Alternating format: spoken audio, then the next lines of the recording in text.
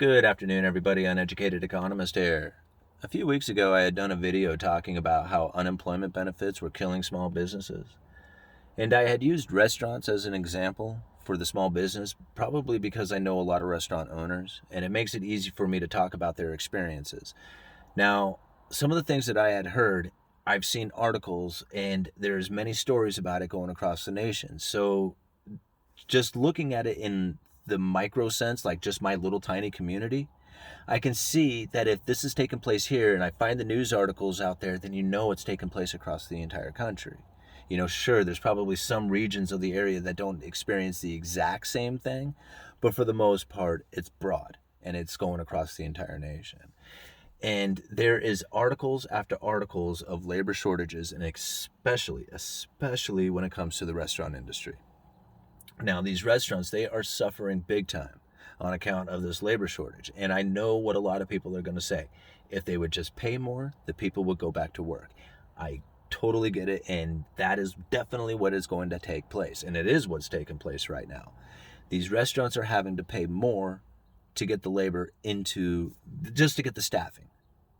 Put it this way, a friend of mine, she owns 2 restaurants, and I've talked about this one before. She had to shut one of them down and take the staffing over to the other restaurant just to keep that one in operation.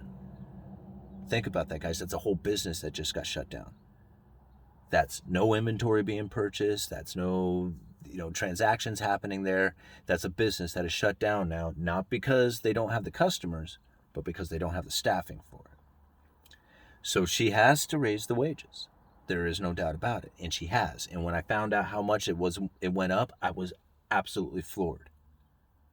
We're talking $12 an hour positions have moved up to $15 to $17 an hour. Huge, huge increases. And still having trouble. So now time is going to go on, and these restaurants, they're going to pay it. They're going to pay those wages. And the people are going to go back to work, and the restaurants are going to have to do some things in order to get that profit coming in. Now, one thing that I've learned about restaurants and talking to restaurant owners is that most restaurants are not profitable unless they are at 100% capacity. They are certainly barely breaking even at 50%. And at 25%, it's a losing game. And so places like where I'm at, they still have limited capacity. They're still not opened up to allow as many people as the restaurant wants in or can legally have. So that puts a big limitation on how profitable these restaurants can actually be, on top of having to pay the staff even more.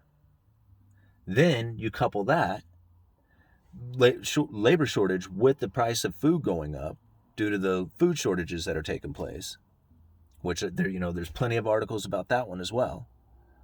So you can see that these restaurants, they're being pinched hard. And so they have to raise the prices of their food. And it's going to go up substantially. If the food cost is going up, the labor is going up, and the fact that they have been limited for so long and they've had to do all this reinvestment into their businesses just to try and open up with extra personal protection equipment and whatever it is that they had to do, that's a lot of paying back of old debt and old equipment and stuff that's, not being used as much. Just think about what this restaurant has gone through over the last year and what they have to pay for over that last year. So summertime's going to look really awesome for these restaurants. They're going to be like, man, we're really rolling in it, as everybody is really excited about being able to go out for the first time. Once everything opens up, people are going to be spending their money. Now, a lot of that money is saved stimulus.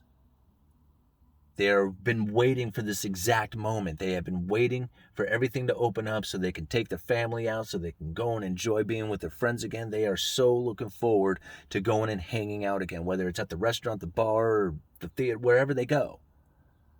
They can't wait to do it. And when they do, they don't care how much it costs. And if it costs, twice as much or, a third more for their meal, that's what they'll pay, because they have been waiting for this. They have not been out in so long, and they are just going to pay it. But once that money is gone, once that stimulus is gone, once that savings is gone, and it's back down to the working people again, having to go and work their hourly wage and then take the family out to a very expensive meal, It's probably not going to happen as much. See, that's what I'm kind of worried about for these restaurants, is that I see a moment here where the staff is now earning so much money and the food costs are so high that the end product has risen to the point that the average person who is working no longer wants to go out and eat. See, it was cool when everybody had stimulus savings going throughout the summer. Everything's opening up. They're excited about it. They're willing to pay the price. But then it has to go into the real economy where people actually earn a living and then take that earned living and go off and trade that for the food that somebody else is about ready to prepare for them. And if the price is exorbitantly high, they're going to second guess that. And I have a feeling that there's going to be a dramatic shift. Think about this. The amount of restaurants have a very difficult position to be in right now. Many restaurants, instead of expanding their menu to deal with more customers coming in, they have a limited staff. With that limited staff, they only have a limited amount of food that they can serve. Limited cooks, limited wait staff, limited seating. So what they are doing is they're cutting their menu. They're taking everything that was the most popular items and they're keeping those, the most popular profitable items, and they're eliminating everything else. Think about that. That's less inventory. That's less stuff being purchased. You know, I mean, I keep saying this to you guys. The prices are increasing. Yeah, you can see that. I mean, the inflation has taken place. There's no doubt that you would see price increases happening. But think about why the prices are increasing. Is it increasing because of the destruction of the dollar, or is it increasing because of this massive shortage of stuff out there and a huge demand coming from the false stimulus packages? I mean, is that the reason why we're seeing the prices increase? It's because there's really not that much available out there and people want it and they have this money to buy it. Once that all filters out and is gone, what's the environment going to look like? I mean, ask yourself that. I know a lot of people are anticipating that like UBI will be coming in, and I have very little doubt in my mind that UBI will be part of the economy at some point in the future. But in order to enact this UBI, really you have to have Congress change some laws around. And in order to get Congress to change some laws around, you have to feel some pain. See, if the people are in pain and suffering, they will demand Congress to do something about it, and then Congress can easily change laws and nobody will care. But unless you have that pain happening or some kind of dramatic event taking place, then it's very difficult for Congress to change laws. The arguments back and forth are just too brutal. But blow something up or get everybody sick or cause some kind of financial crisis, and you can change a lot of laws during that time. So anyway, gonna leave it at that. Uneducated. Oh, sorry. Before I leave you guys, please go check out the uneducatedeconomist.com website. I keep trying to mention that. I want to mention that in every single one of my videos, and I just forget all about it. I just get so in tune with the videos. But please go over and check out the uneducatedeconomist.com website. You can subscribe. You'll get updates of all my videos and the writings that I do. I try and do an article at least once a week. I post those articles first over to Patreon to kind of give those guys over at Patreon a little bonus for helping support the channel and all that.